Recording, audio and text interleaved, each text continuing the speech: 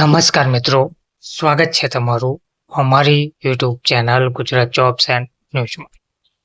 મિત્રો, હાલમાં જ મળતી માહિતી અનુસાર સરકારી કર્મચારીઓ માટે મોટા સમાચાર સામે આવી રહ્યા છે. સરકારી કર્મચારીઓ જે લાંબા સમયથી રાહ જોતા હતા તેનો આખરે અંત આવ્યો છે અને મોંઘવારી ભથ્થામાં 4%નો વધારો જોવા મળી રહ્યો છે. કેન્દ્રીય કર્મચારીઓ માટે આ એક મોટા ખુશીના સમાચાર છે. મોંઘવારી ભથ્થામાં આટલો વધારો જોવા મળી રહ્યો છે. તો આજના વિડીયોમાં આપણે જોઈએ કે ડીએમાં કેટલો વધારો થશે. કેન્દ્રમાં નરેન્દ્ર મોદીના નેતૃત્વવાળી સરકાર બહુ જલ્દી એવી જાહેરાત કરશે કે કેન્દ્રીય કર્મચારીઓની ખુશી બેવડાઈ જશે.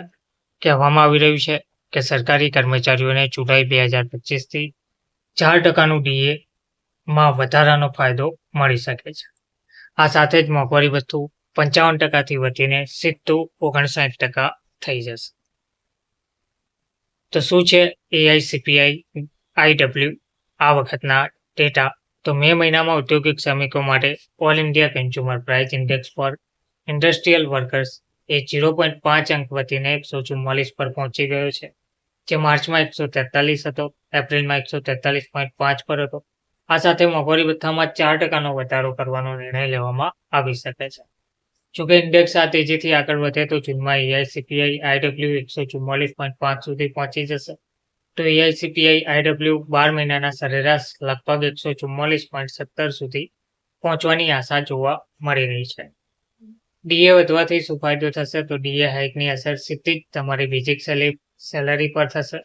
તેનાથી પીએફ અને ગ્રેચ્યુટી પણ વધશે.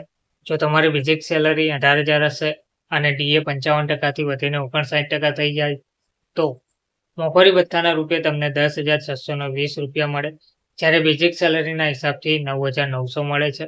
એટલે કે દર મહિને 720 રૂપિયાનો વધારો જોવા મળી શકે છે. ધન્યવાદ.